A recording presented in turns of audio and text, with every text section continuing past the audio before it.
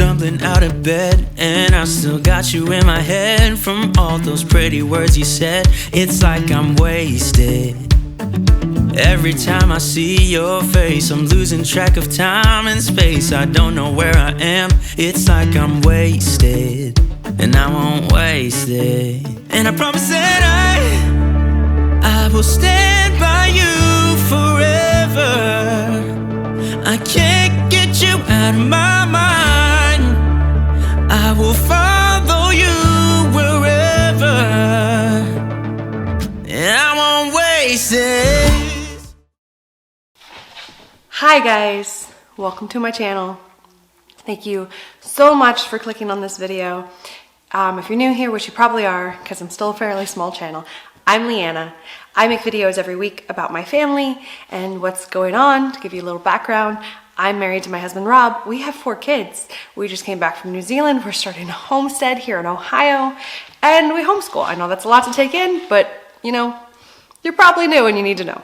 So you have a little bit of a reference. If you clicked on this video, it's because you're interested in the homeschooling part. And you're wondering, how do I notify someone in Ohio to let them know that I'm gonna homeschool? Well, that's what I'm gonna tell you today, okay? So let's get into it. So basically, when you go to homeschool in the state of Ohio, you send in what's called a notice of intent. And today I'm gonna tell you how to write a notice of intent.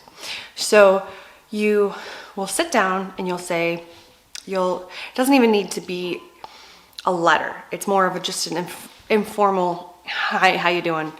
I'm going to homeschool my kids. So you write, as the mother and father usually, I usually put both me and my husband on the notice of intent.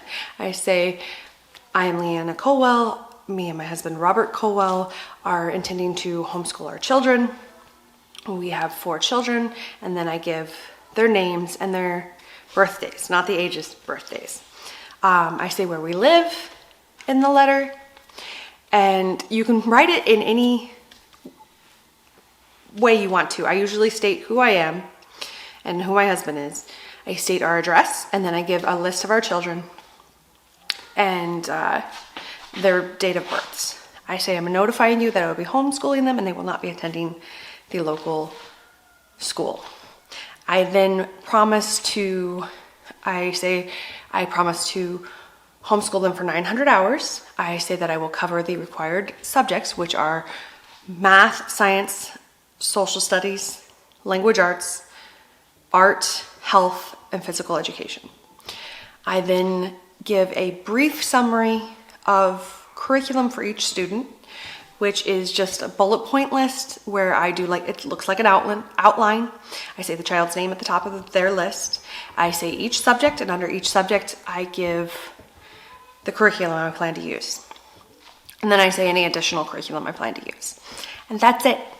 The person I send it to is I look up our local school district and I look up the superintendent. I send it to the school district's office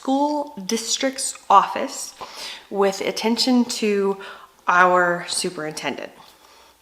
And I send it certified mail because I want to make sure that they got it.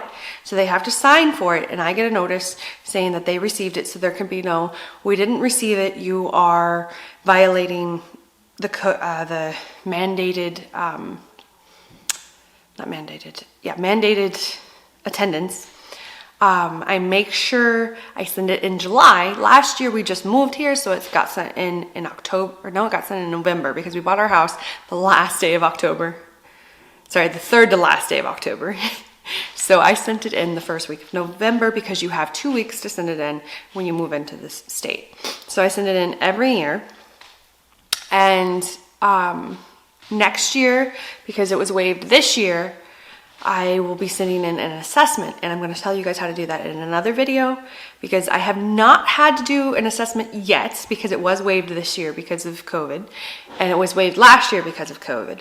So I also put in my letter this year that according to, I think it was 677, I'll have to look up the number again. If you know the number, put it in the comment down below. But I put according to that was passed this year, I will not be sending in an assessment for any of my children. And a good way to list the curriculum, just so you know, you don't have to put in too many details, because I know I just kind of skimmed over that. You really don't have to put in a lot of details. It can literally be just a list of, I'm going to the library for my, like what I did for math is I said our math book, I said I'm going to use what specific website, and I said I'm going to use math manipulatives, which just means counting blocks and things like that. For language arts, I said our language arts curriculum, and I said I'm going to use the library, a journal, and our personal library from our house. You do not have to get really specific into this. They just want to know that you have a plan for each subject. They're not looking for you to say, oh, we're going to do this project on this week. We're going to do. They're not looking for that. They're not even looking for all the projects you're going to do. They want to know that you have a plan. So that's what I do, is I just list out, for art, I said that we're going to go to museums, and we're going to go on field trips, and we're going to do art kits that I have previously purchased, and they're going to take an art class. That's all I said. For music, all of my kids have a music class lined up for this year. For physical education, all my kids have a sport lined up for this year. So I listed the sport. You do not have to get into too many details. You do not have to give them every single thing you have. They just want to know that you have a plan. They want to know that you're ready, and they want to know that you have promised to do the 900 hours that public school will be doing with public school students. You do not have to keep attendance, but I would keep record of the fact that you're doing it every day.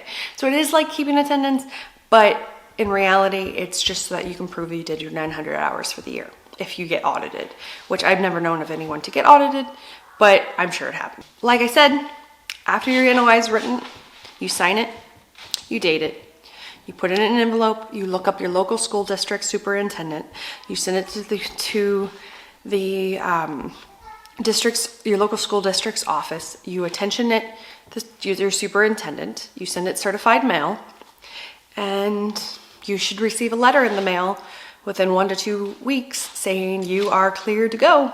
And that's it. That's all your NOI has to be. It's very simple, and it's really not that complicated. Just make sure that you have the children's birthdays, not ages, because that way they can verify who they are and who you are. That's it. This is a really short video. I'm sorry it took so long. It's a little late today. I want to apologize for that. It's really late today, and I'm sorry for that, but I have been working on the coop with my husband all week, and we've had a lot of really exciting things going down.